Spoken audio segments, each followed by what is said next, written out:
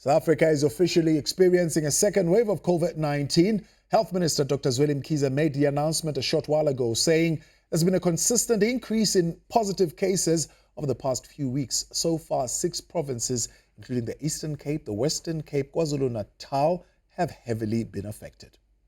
As it stands now, as a country, we now meet all those criteria.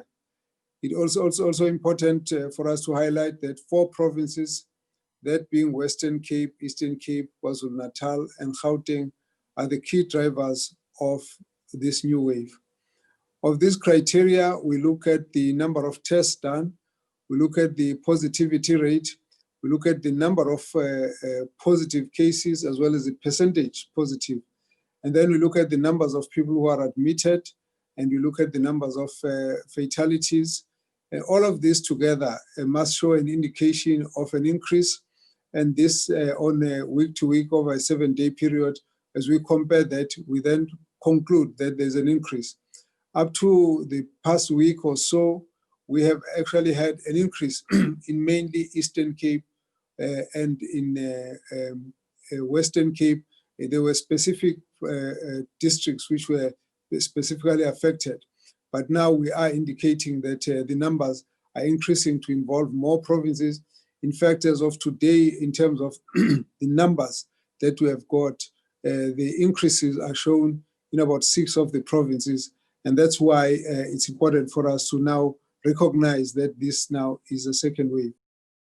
MKHIZE has warned that the second wave could move much faster than the initial one.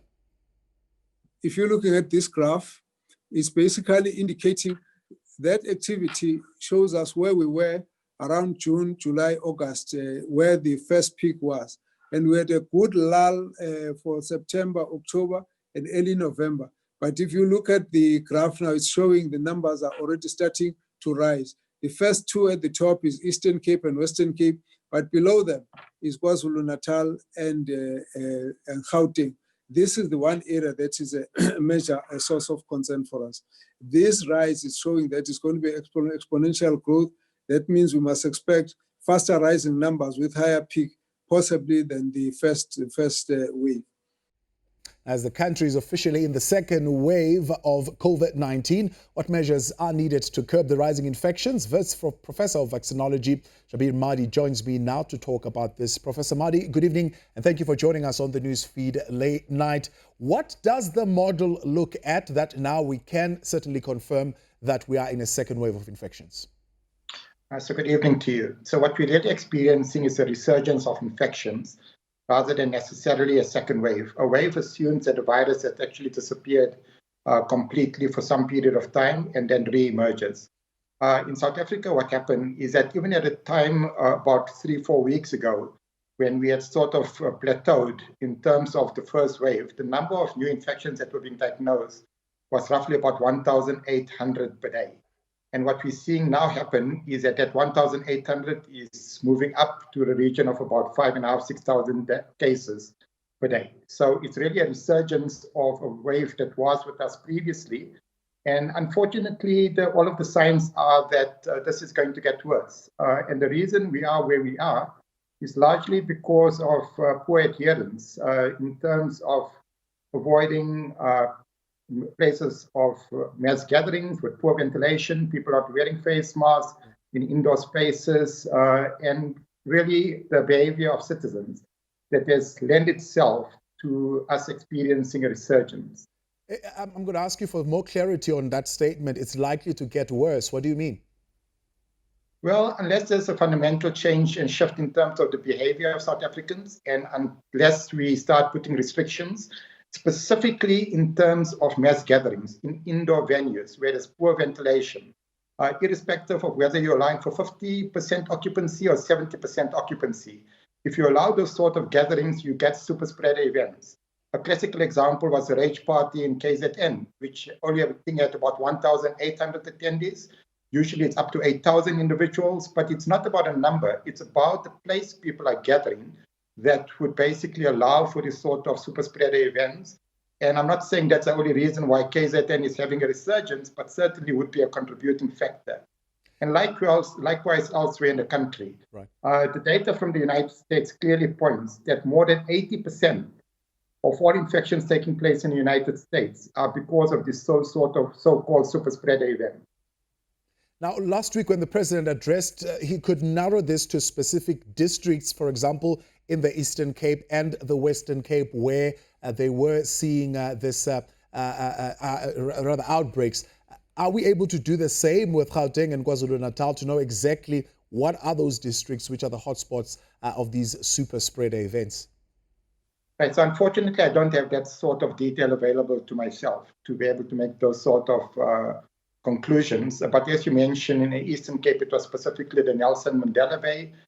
In the Western Cape, more the George area, which had already started experiencing a resurgence 3 to 4 weeks ago. In fact, right now in Nelson Mandela Bay, they seem to have peaked in terms of the hospitalization, and they're on a downward trajectory.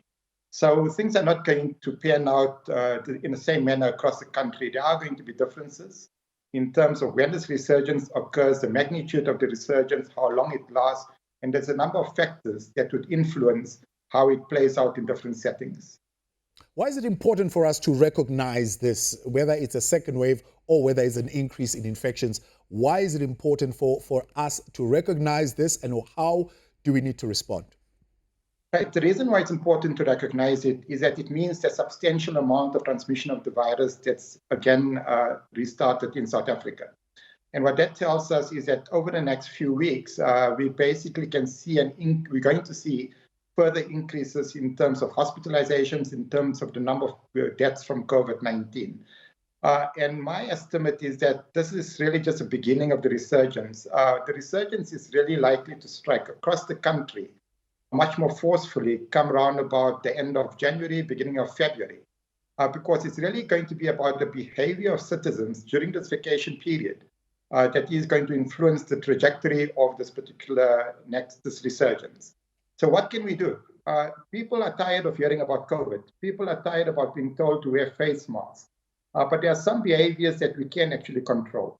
And most importantly of all of the behaviors is the whole issue, like I mentioned, about attending gatherings in poorly ventilated indoor spaces.